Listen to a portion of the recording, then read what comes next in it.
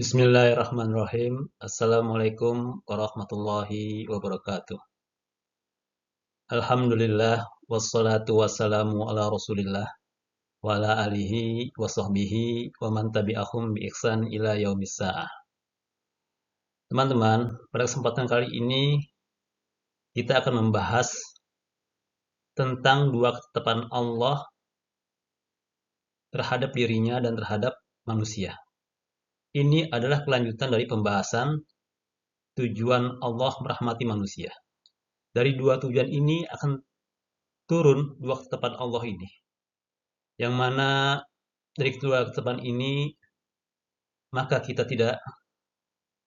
akan mengenal diri kita lebih jauh. Seperti apa Allah menciptakan kita. Dan kita juga akan semakin mengagungkan Allah Subhanahu wa taala.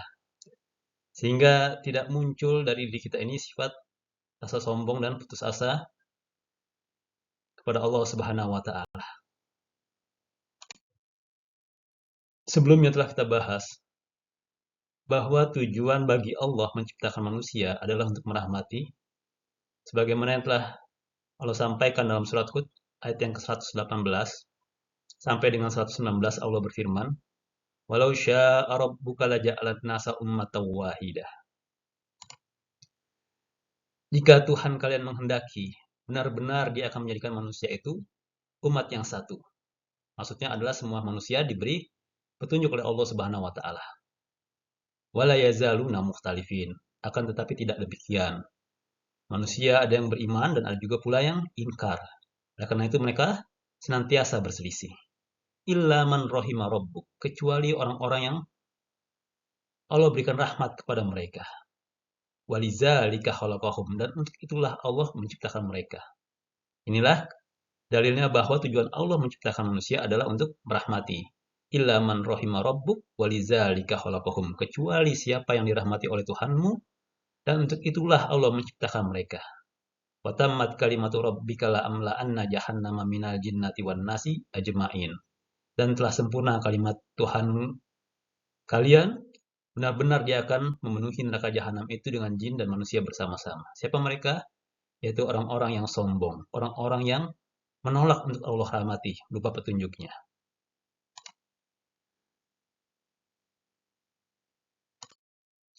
Dari tujuan Allah merahmati ini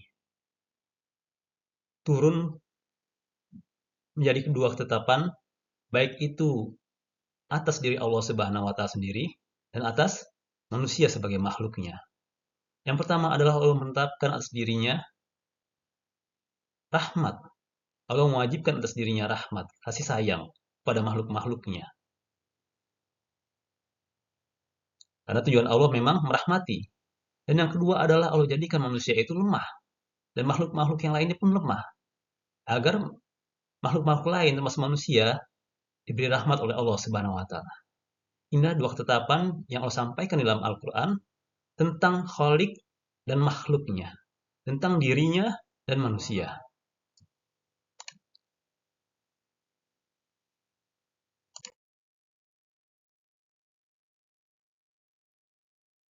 Untuk ketetapan yang pertama, bahwa Allah menetapkan atas dirinya rahmat, Allah Subhanahu wa taala berfirman, "Qul," katakanlah ya Muhammad, "liman ma fis samawati wal ard." Siapakah yang memiliki apa-apa yang ada di langit maupun yang di bumi?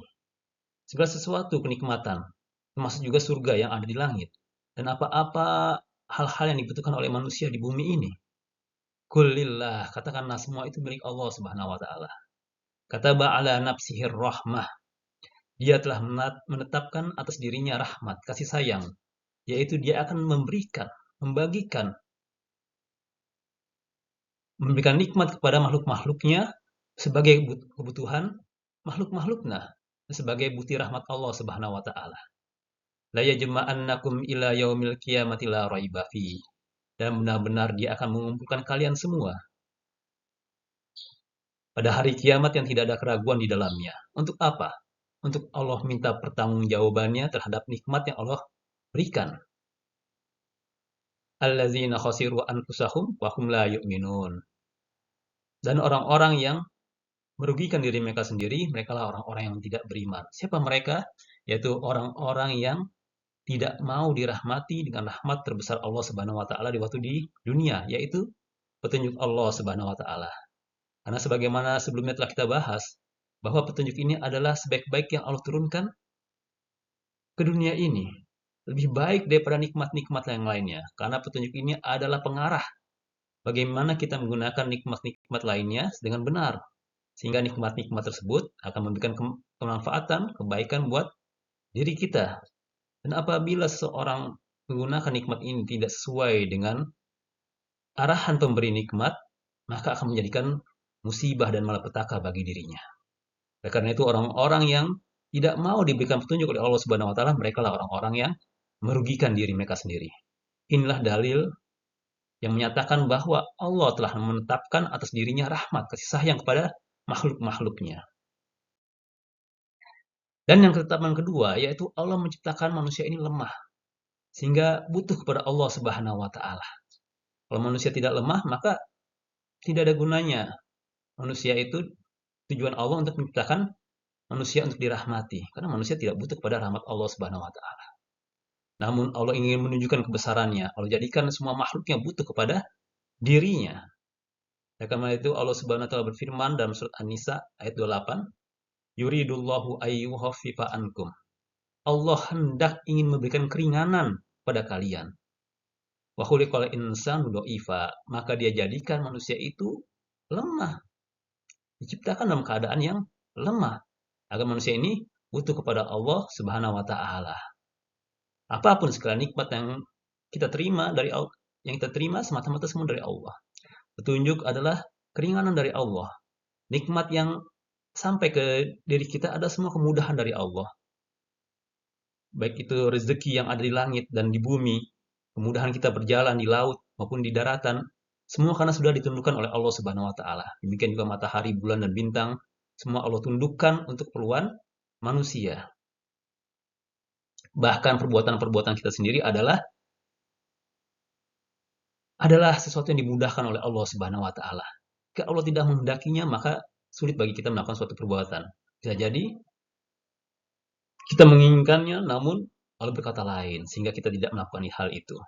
Dan inilah dalam dua ayat sebelumnya, Allah juga berfirman, yuridullahu liyubayyina lakum. Allah hendak menerangkan kepada kalian segala sesuatu, segala kebenaran. Wa yahdiyakum sunanal ladzina min qablikum, dan menunjukkan kepada kalian jalan-jalan orang-orang solih terdahulu. Yang pertama adalah memberikan informasi, ilmu agar kalian meyakini suatu kebenaran. Yang kedua adalah bagaimana kita beramal di dunia ini. Wa yatuba alaikum, dan Allah hendak menerima tobat kalian atas kesalahan-kesalahan kalian. Wallahu alimun hakim. Allah Maha mengetahui tentang kelemahan-kelemahan kalian.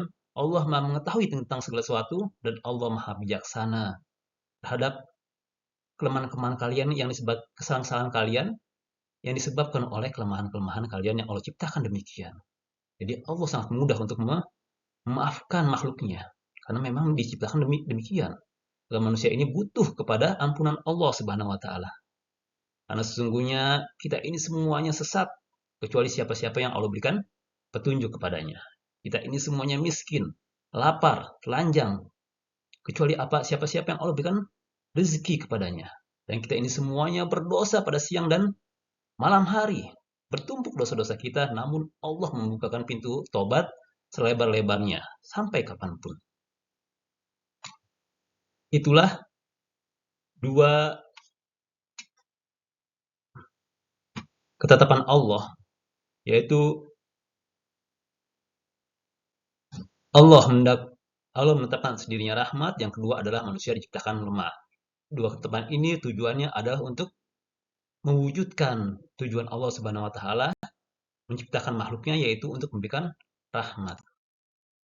Oleh karena itu, teman-teman sekalian, ada dua konsekuensi dari dua ketetapan ini, di mana dari tujuan Allah yang ingin merahmati ini turun menjadi dua ketetapan, yaitu Allah mewajibkan atas dirinya rahmat, dan oleh karena itu maka wajib bagi kita agar tidak pernah berputus asa dari rahmat Allah Subhanahu wa taala.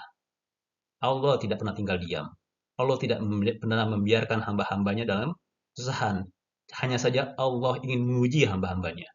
Sampai sebatas mana ketaatannya dan kesabarannya karena Allah Subhanahu wa taala. Maka di titik batasnya itu, jika manusia tetap meyakini atas nama Allah Subhanahu wa taala, niscaya Allah akan mendatangkan pertolongan-pertolongannya. Dan segala kesusahan dan kemudahan itu semata-mata datang dari Allah. Segala ujian itu datang semua dari Allah Subhanahu wa taala. Tidak ada ujian yang tidak Allah kendaki. Justru Allah lah yang menetapkan ujian-ujian tersebut. Jadi jangan pernah putus asa.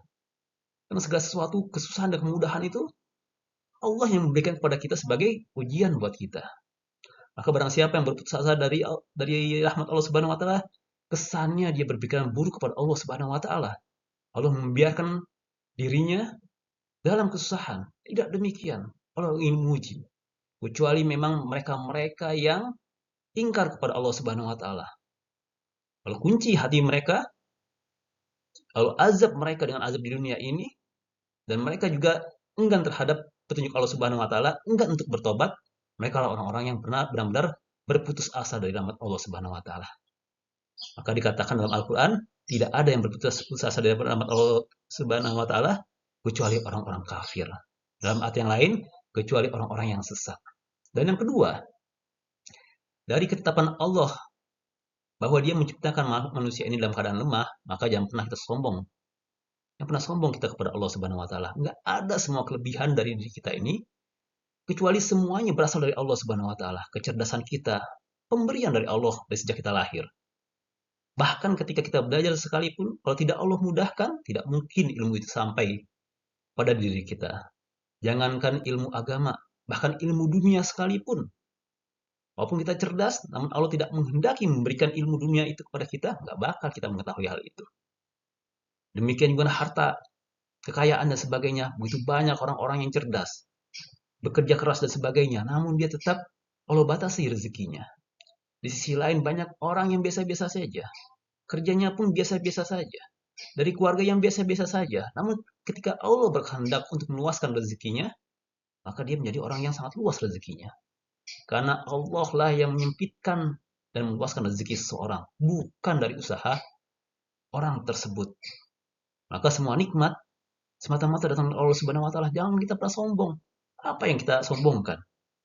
Segala sesuatu yang kita miliki semua dari Allah kok. Allah yang mendaki itu untuk menguji buat kita dengan segala nikmat-nikmat yang Allah berikan kepada kita. Maka sungguh luar biasa bagi seseorang yang sombong kepada Allah Subhanahu wa taala, bahkan sampai ingkar kepada Allah Subhanahu wa taala karena nikmat kelebihan yang Allah berikan kepada dia. Luar biasa. Allah berikan kelebihan, justru dia menjadi sombong kepada Allah Subhanahu wa taala. Dan inilah sifat kebanyakan dari manusia. Sebagaimana Allah sampaikan dalam surat Al-Isra ayat 83, wa iza an'amna 'alal insani a'rana wa na'a bijanibih. Dan apabila kami berikan nikmat kepada manusia itu, maka dia berpaling dan membelakangi dengan sifat yang sombong. Allah berikan nikmat kepada dia, dia berpaling. Kesannya nikmat itu asal atas dari usaha diri dia sendiri. Ketika disuruh kepada dia untuk menunaikan hak nikmat tersebut, untuk menunaikan hak Allah Subhanahu wa taala dari nikmat kesehatan, nikmat waktu luang, nikmat harta yang Allah berikan, nikmat kecerdasan dan sebagainya. Namun dia tidak melaksanakannya. Justru dia ingin mencari kenikmatan dunia lainnya. Karena dia merasa sudah cukup terhadap apa-apa yang dia miliki. Kesana usahanya dia itu sudah mencukupi bagi dia. Oleh karena itu Allah Subhanahu wa taala berfirman dalam ayat yang lain, innal insana la yatgha ar-ra'ahu istagna. Sesungguhnya manusia itu sangat melampaui batas karena merasa dirinya cukup. Allah berikan kepadanya kecukupan dunia, dia seolah-olah tidak butuh lagi terhadap ibadah kepada Allah Subhanahu wa taala. Tidak butuh lagi kebaikan-kebaikan amal solih dan balasan nanti di akhirat.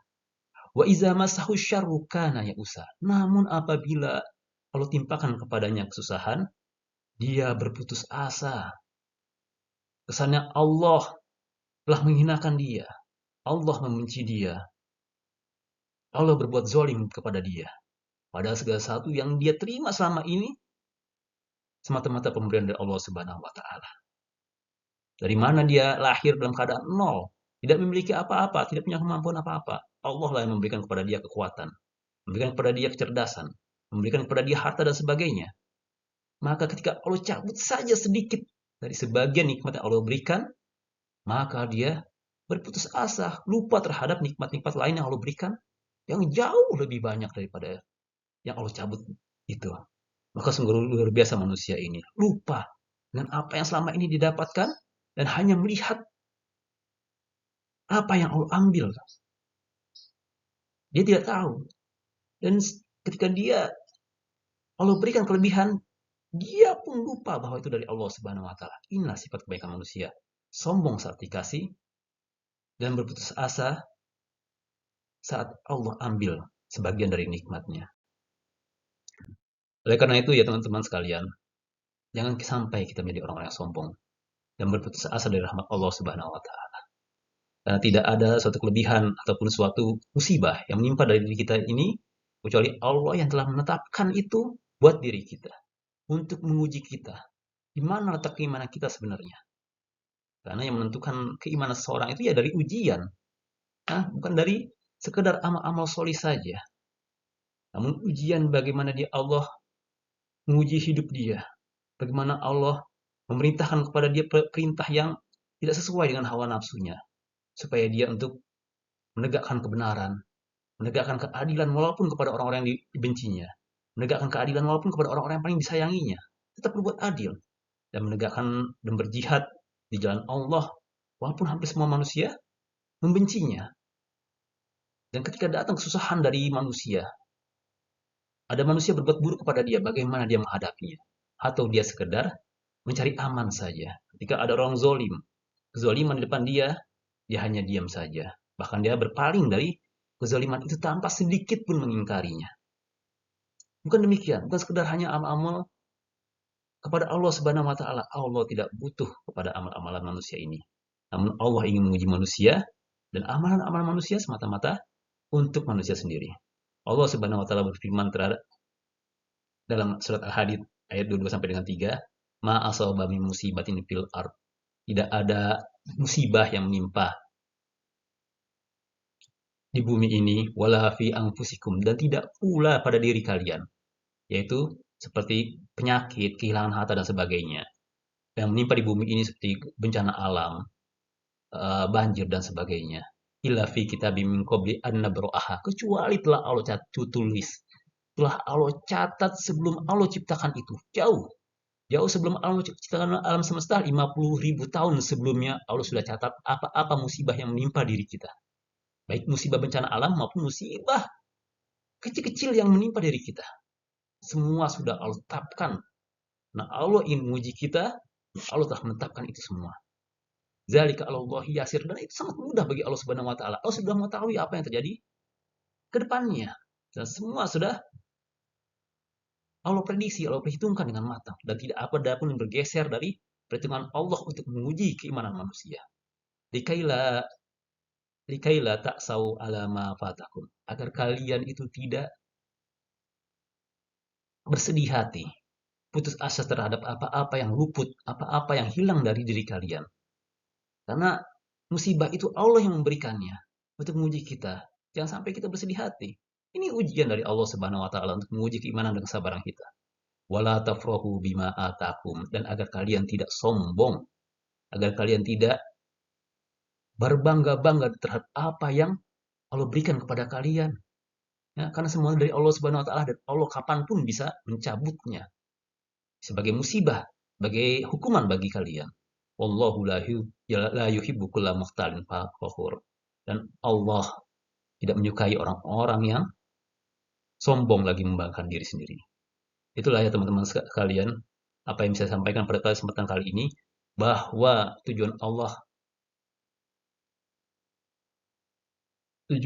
merahmati manusia, tujuan Allah merahmati manusia ini memberikan kepada kita, memberikan pada dua ketetapan. Yang pertama ada ketetapan bahwa Allah mewajibkan atas dirinya rahmat pada makhluk-makhluknya. Oleh karena itu janganlah kita menjadi orang-orang yang berputus asa dari rahmat Allah Subhanahu wa taala. Dan yang kedua adalah Allah menjadikan makhluk ini, termasuk manusia, adalah makhluk yang lemah, yang butuh kepada Allah Subhanahu wa taala. Maka jangan sampai kita sombong pada Allah Subhanahu wa taala. Mungkin saja bisa saya sampaikan. Wabillahi taufiq wal hidayah. Wassalamualaikum warahmatullahi wabarakatuh.